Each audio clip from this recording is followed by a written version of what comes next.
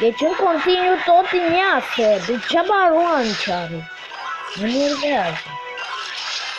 După ce să fac filmarea toată, după aia o să gata. O să mă ocup de el. Vedeți? Îmi arată ca să mă ocup de el, dar acum nu pot, acum filmez. Hai să fac un cursul bag. Și ele are. Păi așa, da, vreau. Nu bate. Ca ăla. Păi dacă nu chiar el. Dar să crezi tu că cu cărțile astea false.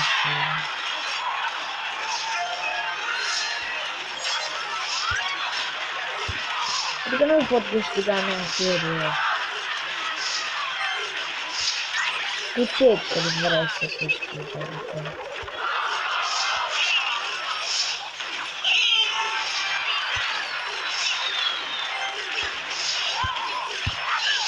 Trebuie să mă apăr un pic, că poate pot să câștig, dar uite-mă că acolo, cu ce mă lupt să fug aici, mă. Asta mă nervează pe mine. Hai să-i tira mare. Păi așa mă câștig, gata. Câștigat. Degeaba mai mă apăr, că... Vedeți, direct o câștigat, pentru că nu știu ce are telefonul ăsta.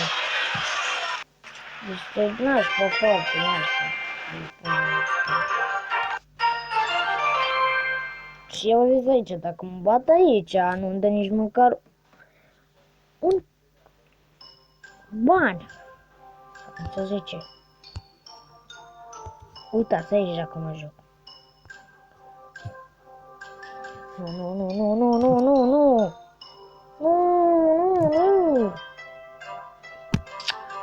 Așa. Ca drugă. Vedeți? Păi cam acest a fost. Cam atât a fost pentru azi. Și cum vedeți astăzi este ceasul 2:30. 8 minute. Asta să o deschid mai târziu și o să pun asta ca pe mâine să o deschidem împreună. Cred că. Abar nu. Cam atât a fost de pe episodul ăsta. Că nu pot să zic că și eu am Minecraft, dar eu o să-l șterg în fața voastră dacă vreți. Uitați. Pac.